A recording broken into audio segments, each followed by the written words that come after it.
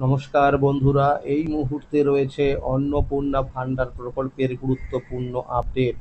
অন্নপূর্ণা ভান্ডার প্রকল্পের টাকা পেতে হলে কি করতে হবে, কারা কারা এই টাকা পাবে, কারা কারা এই টাকা পাবে না, কোন কোন জেলায় কত উপভোক্তার নাম বাদ পড়তে পারে, সেই বিষয়ে কিন্তু সঠিক আপডেট জানানো হয়েছে।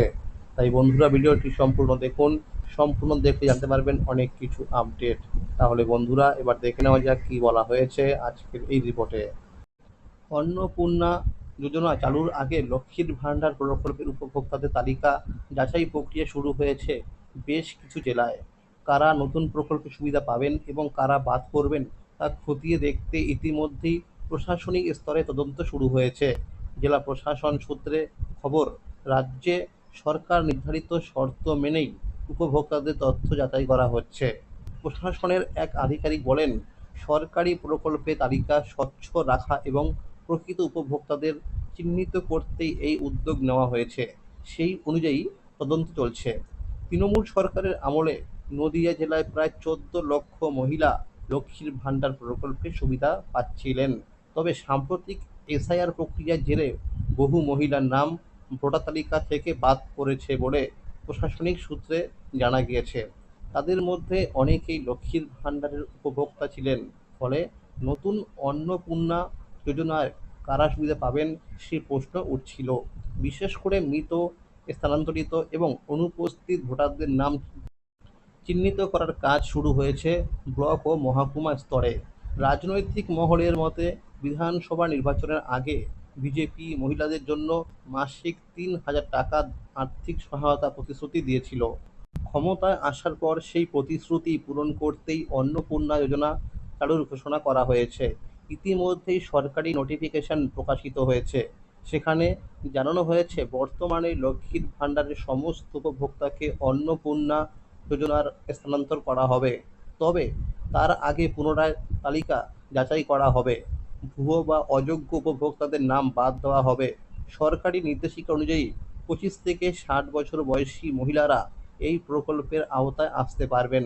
প্রতি মাসে ৩,০০০ টাকা করে আর্থিক সহায়তা সরাসরি আধার সংযুক্ত ব্যাংক অ্যাকাউন্টে ডিবিটির মাধ্যমে পাঠানো হবে। আগামী 1 জুন 2026 থেকে এই প্রকল্প কার্যকর হওয়ার কথা রয়েছে। তবে প্রকল্পে অন্তর্ভুক্তির ক্ষেত্রে একাধিক শর্ত আরোপ করেছে নতুন বিজেপি সরকার।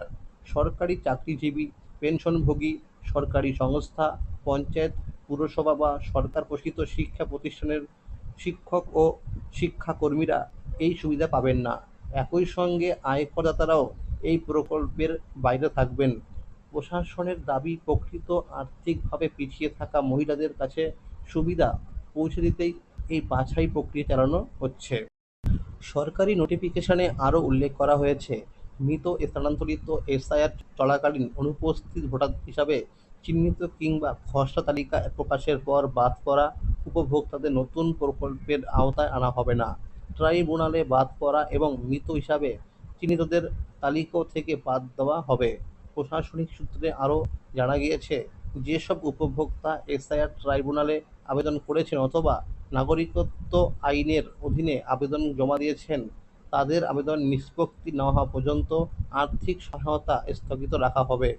ফলে উপভোক্তাদের তথ্য যাচাইয়ের ক্ষেত্রে ভোটার তালিকা, আধার তথ্য এবং প্রশাসনিক নথি মিলিয়ে দেখা হচ্ছে। ইতিমধ্যেই জেলা প্রশাসনের তরফে ব্লক ডেভেলপমেন্ট অফিসার এবং শহরাঞ্চল সাব ডিভিশনাল অফিসারদের বিশেষ নির্দেশ পাঠানো হয়েছে। গ্রামীণ ও শহরাঞ্চল আবেদনে যাচাই করে যোগ্য উপভোক্তাদের তালিকা তৈরি করা হবে এবং তা জেলা শাসকের অনুমোদনের জন্য পাঠানো হবে। সরকারি ভান্ডারের টাকা হাতানোর ইঙ্গিত উত্তর দিনাজপুরে।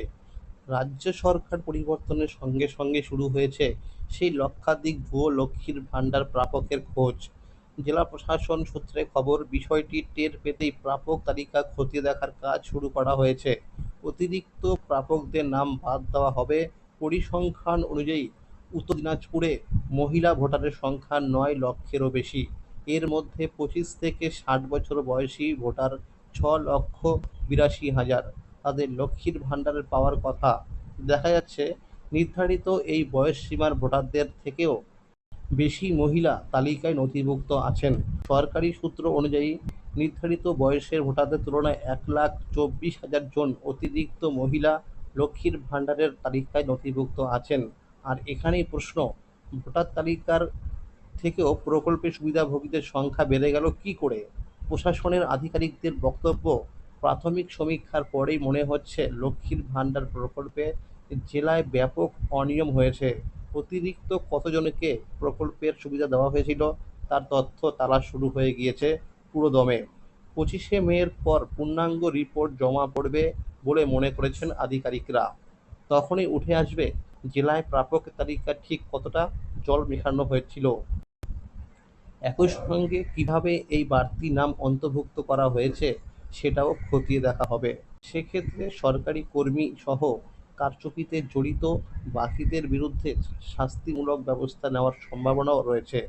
জেলা শাসক বিবেক কুমার এ প্রসঙ্গে বলেন, অন্নপূর্ণা ভাণ্ডার চালু করার আগে লক্ষ্মীর ভাণ্ডার প্রাপকদের তালিকা যাচাই চলছে।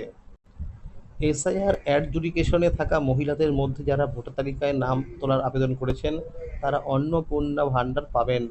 না করে থাকলে প্রকল্পের সুবিধা আপাতত মিলবে না। এছাড়াও এখন যে সমস্ত যোগ্য মহিলা অতীতে আবেদন করেননি তাদের জন্য পোর্টাল চালু করবে সরকার। সেখানে তারা নাম নথিভুক্ত করতে পারবেন। তথ্যগত অসঙ্গতি না পাওয়া গেলে তারাও ধাপে ধাপে অন্তর্ভুক্তি হবেন প্রকল্পে। তো বন্ধুরা, খুব শীঘ্রই কিন্তু জানা যাবে রাজ্যের কোন কোন জেলায় কত উপভোক্তার নাম বাদ পড়ল। তাহলে বন্ধুরা, আজকের এই ছিল আপডেট।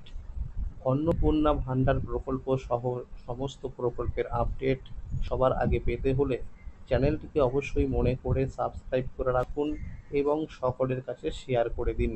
আর যদি ভিডিওটি ভালো লেগে থাকে অবশ্যই একটি লাইক করে দেবেন। ধন্যবাদ।